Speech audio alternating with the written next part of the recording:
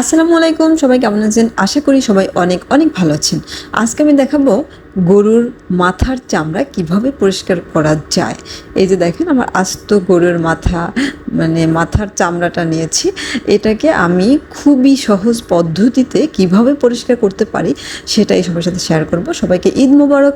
আসলে ঈদ আসলেই আমাদের মাথায় ঘুরপাক খায় কিভাবে গরুর পায়া পরিষ্কার করা যেতে পারে, কিভাবে গরুর মাথার চামড়া পরিষ্কার করা যেতে পারে। তো আমি এরকম আস্ত একটা চামড়াকে ফার্স্টে গিয়া টুকরো টুকরো করে কেটে নিয়েছি, দেন এগুলোকে সেদ্ধ করে নিয়েছি।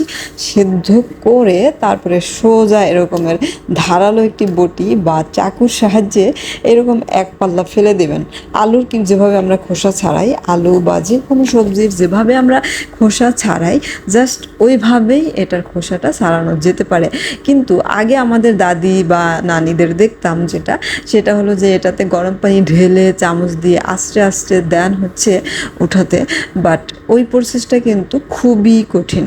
তো এই প্রসেসে যদি আপনি এই গরুর চামড়া নিতে চান, বিশেষ করে মাথার চামড়াটা একটু মোটা থাকে, তাই অনেকেই এটা খেতে পছন্দ করেন। আবার অনেকে এটা এখনও জানেন না যে গরুর মাথার চামড়া এভাবে খাওয়া যায়। আর হ্যাঁ, বলে রাখা ভালো, গরুর মাথার চামড়া কিন্তু সম্পূর্ণ হালাল এবং কোলাজেন সমৃদ্ধ একটি খাবার।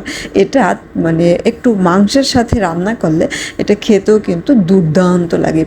অনেক পুষ্টিগুণ সমৃদ্ধ এই খাবারটা, এটা অনেকেই এখনও জানেন না। তো যারা জানেন না তাদের জন্যই আমার আজকের এই ভিডিওটি।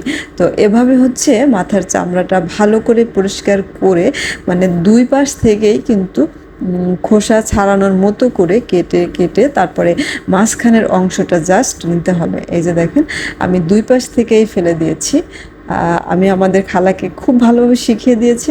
খালা এটাকে খুব সুন্দরভাবে এখন পরিষ্কার করতে পারেন। আর আমি ভিডিও করতেছি। আমি খালাকে এভাবে সুন্দর করে কাটাটা শিখিয়েছি। তারপরে দেখেন কত সুন্দর করে কাটতেছে। জাস্ট মনে হয় যে ইয়ার মতো আর কি, তাল, যে কাঁচা যে তালটা, পানি তাল বলা হয় যেটাকে, সেটার মতো। কিন্তু এটা রান্না করলেও কিন্তু ওরকমের, এটা অনেক বড় বড় হয়ে যায় রান্না করলে আরও। গরুর পায়া যেরকমের হয় এটাও কিন্তু ওরকম। তবে হ্যাঁ, একটু মাংস দিয়ে এটা রান্না করতে হয়, সাথে কিছুটা মাংস দিয়ে দেন এটা রান্না করতে হয়। তো এই যে দেখেন কত সুন্দর লাগছে দেখতে। আমি এটার সাথে মিনিমাম আধা কেজি বা 1 কেজি মাংস মিশিয়ে দেন এটাকে রান্না করব। আর এটা রান্না করার প্রসেসটা আমি অন্য একটি ভিডিওতে দেখাবো।